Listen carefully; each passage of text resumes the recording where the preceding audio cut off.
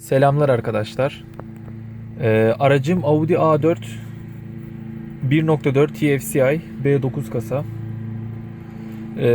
Aracımla alakalı bir video çekmek istedim. Size aracımın beğendiğim, beğenmediğim bir takım özelliklerinden bahsedeceğim.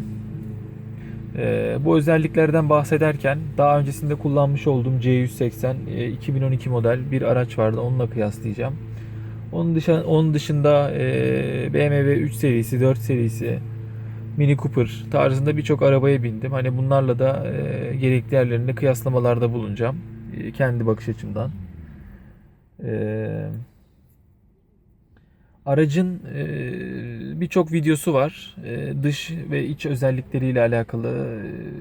Aracın dış görünüşü, far yapısı vesaire.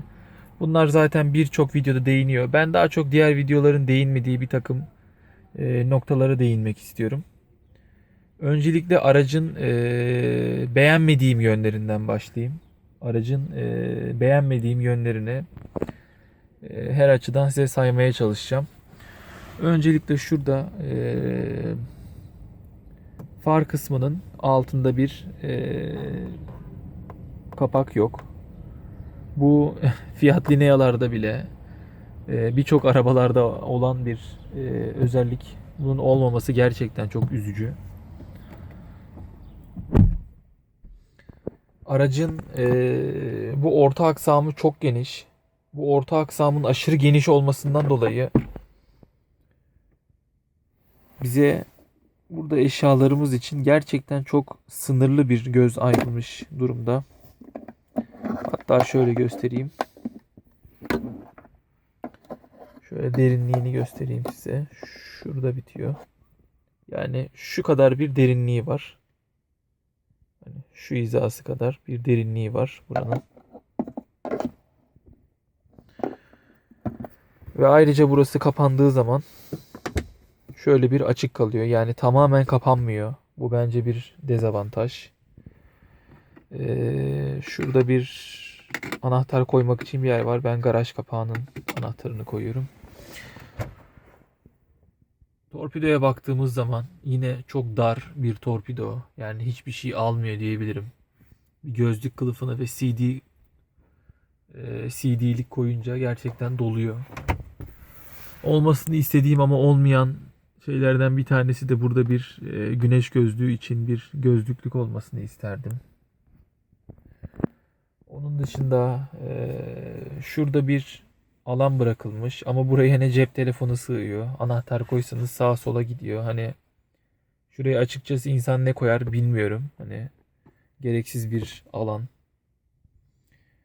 Araba gerçekten içindeki yaşam alanı olarak güzel ancak eşya gözü bakımından çok dar. Yani çok az eşya gözü sunuyor. Eşyalarınızı nereye koyacağınızı tam olarak kestiremiyorsunuz. Burada yine dar bir kapı kapı bölmesi. Şuraya doğru daralıyor ama bunun arkasına doğru da buradan geriye doğru bir miktar daha gidiyor. Yani gereksiz ama elinizi buradan sokamıyorsunuz içeri zaten. Şurada çok dar bir alan var. Bunun dışında Türkiye paketinde şöyle gördüğünüz gibi arka koltuğun arkasında file yok. Şimdi arkaya geçelim. Oradan bir daha görmüş oluruz.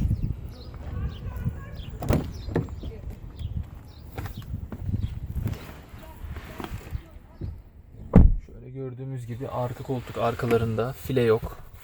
Bunlar ekstra opsiyonel olarak sunuluyor. Yani gerçekten komik böyle bir araçta bunun opsiyonel olması. Arka tarafta yine bir küllük ve 12 voltluk bir çıkış. Aracın genel olarak baktığımız zaman içi gerçekten bir premium hissi yaratıyor sizde. Ekran konsolu. Tekrardan ön tarafına gidelim.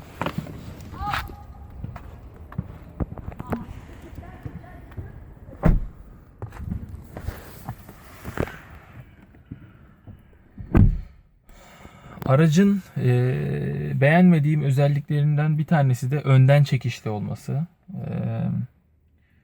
C180 ve 3 serisi bildiğiniz gibi arkadan itişli. Audi de hep arkadan itişliydi. Yalnız bu son çıkarttığı kasada önden çekişli veyahut da hani dizel modellerinde veya yüksek benzinli modellerinde quattro olarak alabiliyorsunuz. Aracın farlarına da bir parantez açmak isterim. Farların yükseklik ayarı ayarlanmadığı için gece sürüşlerinde sürekli uzunları açmak zorunda kalıyorsunuz. Uzunları kapattığınızda çünkü önünüzü iyi aydınlatmıyor. Bu açıdan aracın farlarını beğenmedim. C180'e göre ve 3 serisine göre gerçekten çok daha izole. Yani yoldaki hiçbir şeyi içeri almıyor. Kapıyı kapattığınız zaman kesinlikle izole oluyorsunuz dışarıdan. Yani biri gelip camda sizinle konuşmaya çalıştığında sesini bile duymuyorsunuz neredeyse. Yani bağırması gerekiyor. O kadar bir ses izolasyonu size sağlıyor. İzolasyon konusunda gerçekten çok başarılı. Şuradan aküyü açalım.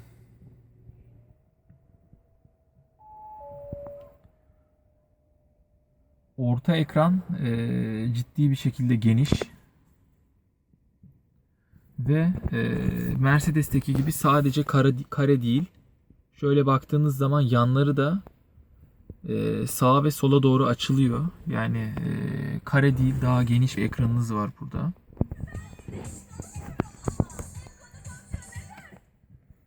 Şöyle müzik sistemimiz açıldı. Şu anda Bluetooth'a bağlı olduğu için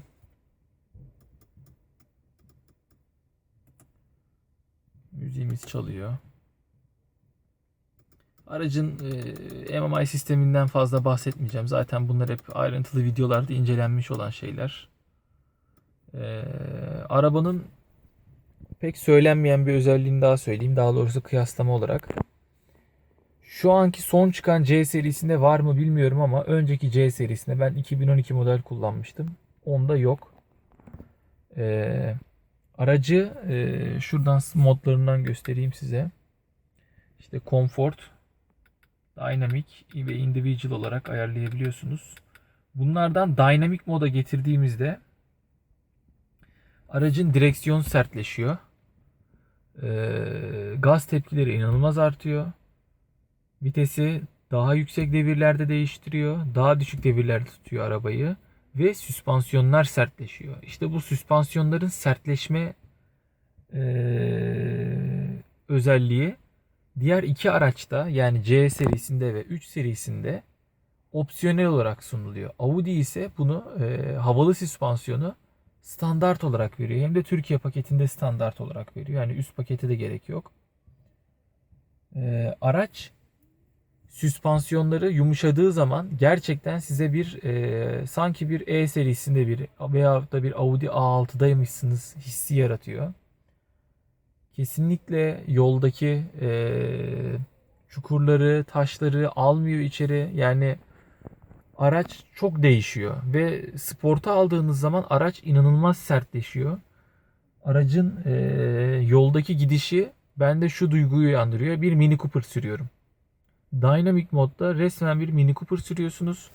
Comfort modunda ise bir E-Class veyahut da bir A6'ya binmiş gibi hissediyorsunuz kendinizi.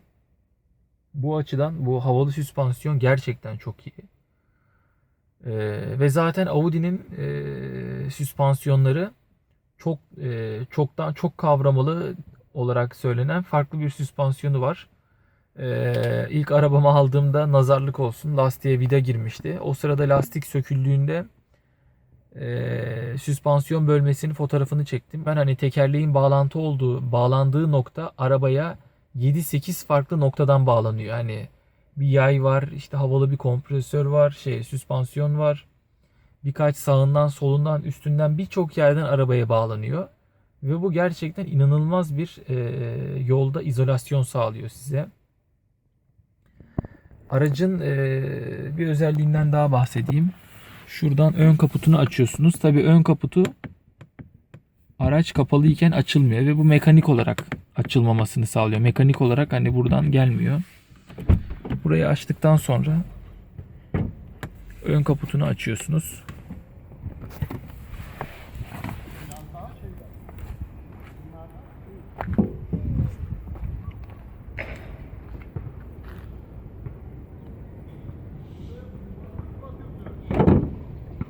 Ön kaputu açtığınızda herhangi bir çıtayla sabitlemenize gerek kalmıyor. İki taraflı piston yüzünden zaten kalkıyor. Aracın kaputunun altından baktığınız zaman yer gözükmüyor. Yani aracın motorunun alt kısmı tamamen yekpare bir şekilde kapatılmış. Bu motorun temiz kalmasını sağlıyor. Yaklaşık 3-4 bin kilometre oldu araba ve motorun ne kadar temiz gözüktüğünü görüyorsunuz. Aşağıdan kir girmiyor. Ve kirle beraber taş, ses, toz hiçbir şey girmiyor motorun iç kısmına. Bu sayede izolasyonu da arttırıyor. Aracın aerodinamik yapısını da arttırıyor. Zaten Audi A4 serisi şu anda kendi klasındaki rüzgar katsayısı en düşük olan araç.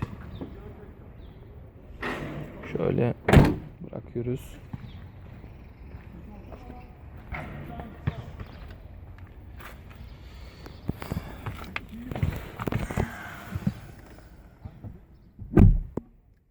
Evet, aracın iç kısmından devam edelim. Gördüğünüz gibi güzel bir ambiyansı var aracın.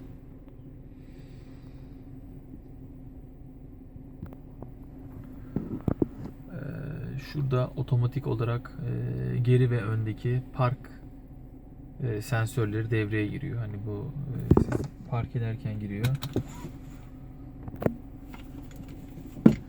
Aracı şuradan kapatalım.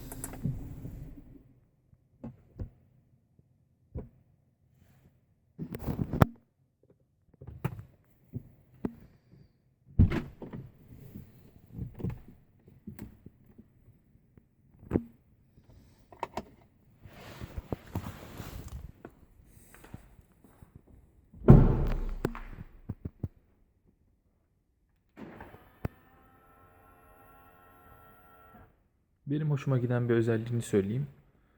Kapıları açtığımızda dört bölmenin de ışığı yanıyor ve daha sonra sadece açtığımız bölmenin ışığı yanmaya devam ediyor.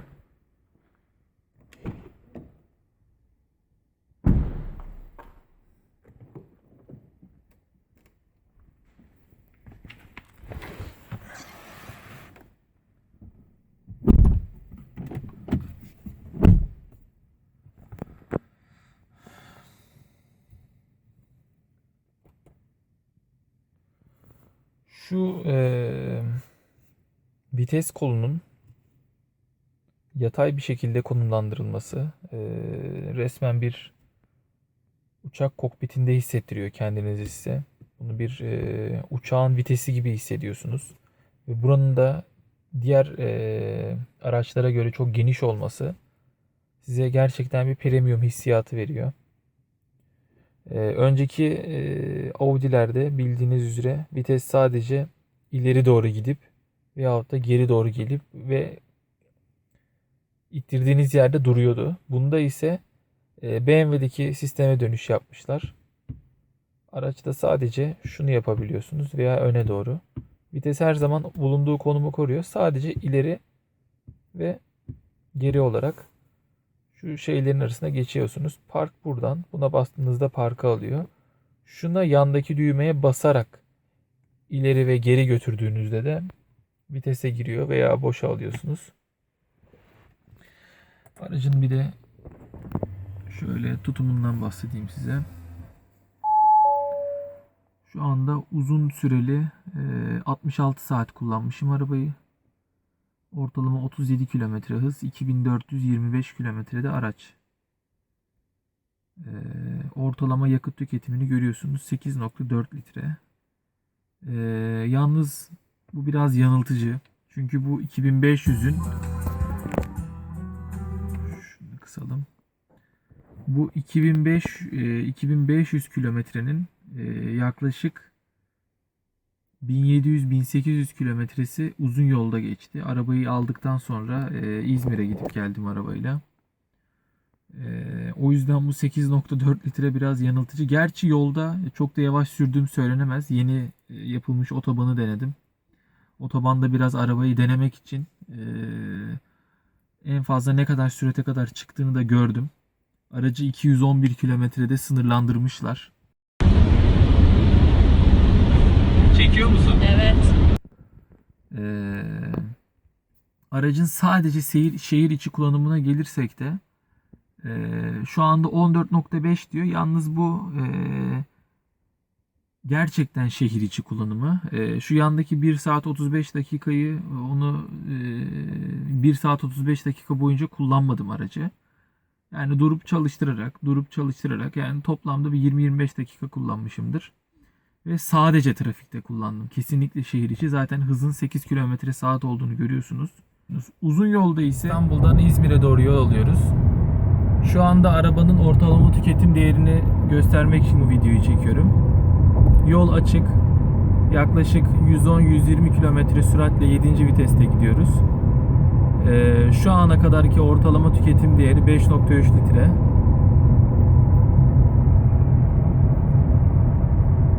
Aracın uzun yol konforu gayet güzel.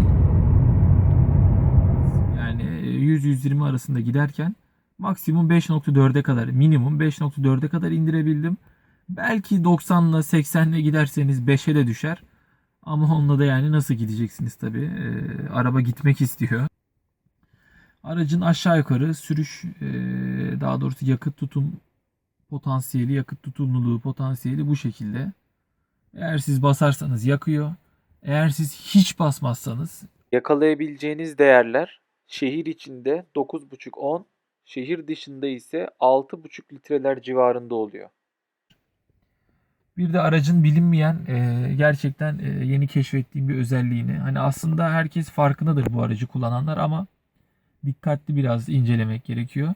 Bununla da alakalı bir video çekmiştim. Sürüş esnasında ana yolda çekmiştim. Onu da bunun arkasına ekliyorum. İzlediğim videolarda bunu BMW'nin yeni X5 serisinde görmüştüm. Yeni C ve yeni 3'te var mı bilmiyorum ama yeni A4'lerde bunun olmasına çok sevindim. Şu anda gördüğünüz üzere 128 km hız ve D7 Comfort 7. viteste gidiyoruz. Devir saati 2000. Hafif mi yokuş aşağı gidiyoruz. Böyle durumlarda ayağımızı gazdan çektiğimizde gördüğünüz gibi vites kendini sadece D'ye atıyor. Yanındaki 7 gitmiş oluyor ve devir saati de 2000'den gördüğünüz gibi 800 devire düştü.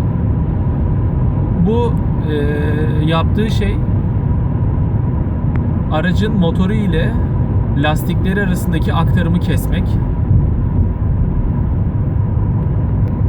Manuel bir araba sürerken, yokuş aşağı giderken debriyaja basmış oluyorsunuz tabiri caizse.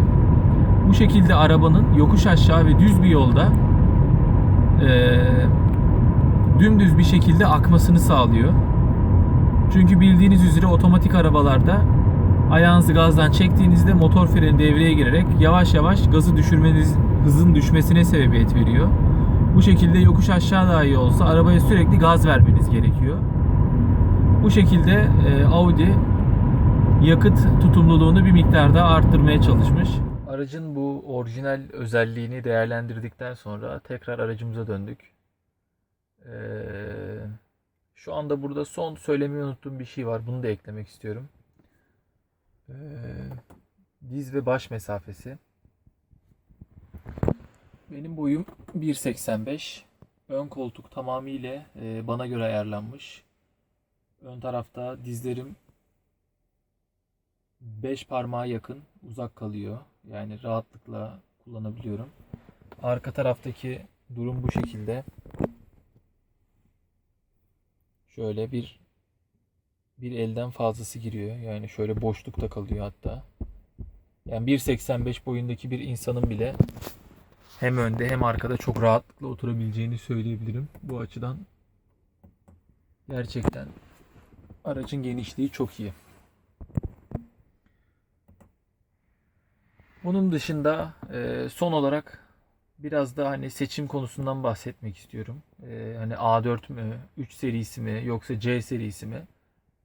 En baz ve en basit şekilde şu şekilde özetleyebilirim. Eğer siz sürat ve sürüş dinamikleri için bir araba alıyorsanız kesinlikle ve kesinlikle 3 serisi almalısınız. Eğer gösteriş, aracın dışı ve içi olarak şaşalı bir görünüm istiyorsanız C serisi almalısınız. Eğer izolasyon, parça kalitesi ve konfor istiyorsanız kesinlikle ve kesinlikle Audi almalısınız. Hepsi iyi sürüş dinamikleri sunuyor. Evet, hepsi yoldan izole. Hepsi güzel, hepsi güzel. Yani 3 markada hani şu kötü diyemezsiniz. Yani kesinlikle BMW'yi beğenmiyorum veya işte Mercedes'i beğenmiyorum, Audi'yi beğenmiyorum. Böyle bir şey yok. Adamlar gerçekten arabanın en iyilerini üretiyorlar. Hani sadece aralarına kıyaslama yaptığımızda bazı noktalarda biri önüne çıkıyor diğer ikisinin. Bazı noktalarda diğer ikisinin arkasına düşüyor. Audi'de kesinlikle ve kesinlikle yoldan izolesiniz. Dışarıdan izolesiniz. Araç daha sessiz. Sesi almıyor dışarıdan. Ve aracın havalı süspansiyon olması ve havalı süspansiyonu standart sunuyor olması. Diğerleri gibi opsiyonel sunmuyor olması. Kesinlikle yol konforunda da size daha fazla ayrıcalık tanıyor. BMW'ye göre BMW ve Mercedes'e göre kıyasladığımda Audi'nin sürüş özellikleriyle alakalı en beğenmediğim özelliği önden çekişli olması. Ne yazık ki. Yani diğer ikisi arkadan itişliyken Audi önden çekişli. Bu sürüş zevkini azaltıyor.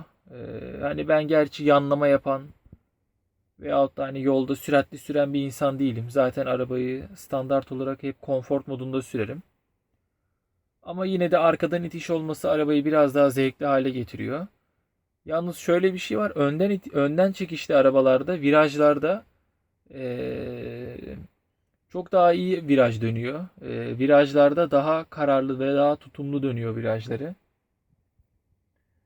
Kısacası siz kendinize uygun arabayı seçmek için 3 markanın da gidip sürüş günlerine katılmanız lazım. 3 markayı da denemeniz lazım. Onun dışında bu tarz videolarla da hani alan, deneyimleyen insanlardan da bunları bu şekilde dinlerseniz de faydalı olacağını düşünüyorum. Videoyu dinlediğiniz için teşekkür ederim. Bunun dışında başka videolarım da var. Kanalımdan diğer videoları da izleyebilirsiniz. Aldığım bir takım hobilerimle alakalı farklı şeyleri de paylaşmaya çalışıyorum. Bu videonun altına yorum yapın. Yorumlarınızı elimden geldiğince yanıtlamaya çalışacağım. Ayrıca bu araçla alakalı kafanıza takılan, bilmek istediğiniz farklı bir şey varsa onları da sorabilirsiniz. Onları da yorum olarak sizinle paylaşırım. Herkese iyi günler diliyorum.